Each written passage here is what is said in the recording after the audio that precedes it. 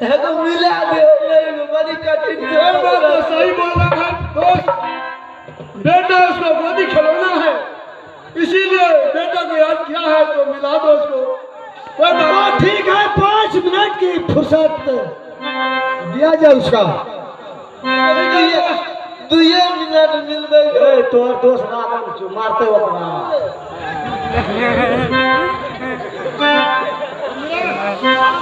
बाबूआ रे अरे इंदर के जल्दी से बोला करके ले जाओ।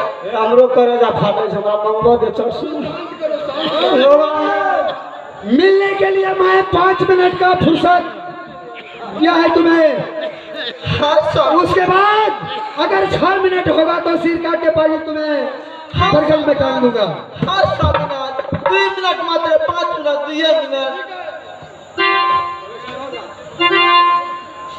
बाबूआ रे सुन रे